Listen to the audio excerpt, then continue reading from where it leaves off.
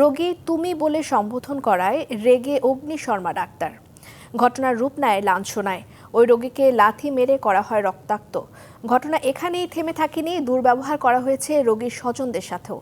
এ নিয়ে শহীদ Syed Nazrul Islam medical college হাসপাতাল এবং কিশোরগঞ্জ মডেল থানায় দেয়া হয়েছে লিখিত অভিযোগ।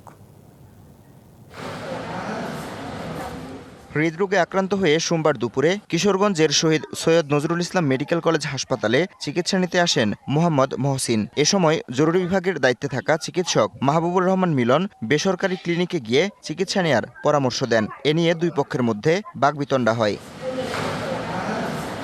অভিযোগ উঠেছে, মহসিনের স্ত্রী লুৎফুন্নাহার রূপাকে অশ্রাব্য ভাষায় গালিগালাজ করেন চিকিৎসক মিলন, আর ছেলের বয়সী চিকিৎসককে তুমি বলায় মারধর করা হয় মহসিনকে। তুমি একজন ডাক্তার হইয়া তুমি খারাপ ভাষা ব্যবহার করতে পারো না। আমারও অপরাধী এইটুকুই, আমার পিছন বা আমার লাগতে না। হাসপাতালে এসে চিকিৎসকের মারধরে মহসিনের অবস্থা আরও অবনতি হয়েছে। শিয়া বাটার ও ভিটামিনে সমৃদ্ধ লিলি বিউটি সোপ, তারুণ্যময় উজ্জ্বল ত্বকের জন্য।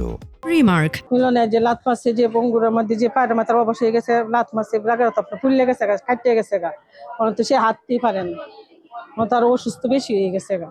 আমরা চাইতেছি যে এরকম আর কোনো মা বাবার সাথে যেরকম ঘটনা না হয়, এরকম সুষ্ঠুমূলক একটা বিচার।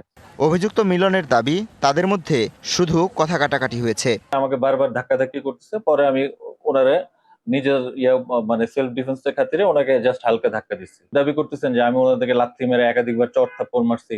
এটা পুরোপুরি মিথ্যা কথা। রোগীকে মারধরের ঘটনায় থানা ও হাসপাতাল কর্তৃপক্ষের কাছে দেয়া হয়েছে লিখিত অভিযোগ। সৈয়দ নজরুলে এক ডাক্তার খারাপ-আচরণ করেছেন, সেটিকে একটা অভিযোগ দিয়েছে। অভিযোগটি তদন্তাধীন আছে, তদন্ত করে আইনগত ব্যবস্থা নেওয়া হবে। আমার কাছে লিখিতভাবে ওনার অভিযোগটি পেশ করেছেন। যদি তদন্তে তার বিরুদ্ধে এগুলি প্রমাণিত হয়, তাহলে বিধি মোতাবেক তার বিরুদ্ধে আমরা ব্যবস্থা গ্রহণ করব। ঘটনায় হতভম্ব রোগীর স্বজনরা, আর চিকিৎসকের কাছ থেকে এমন আচরণ অপ্রত্যাশিত বলছেন সেবা প্রত্যাশীরা। DBC news desk.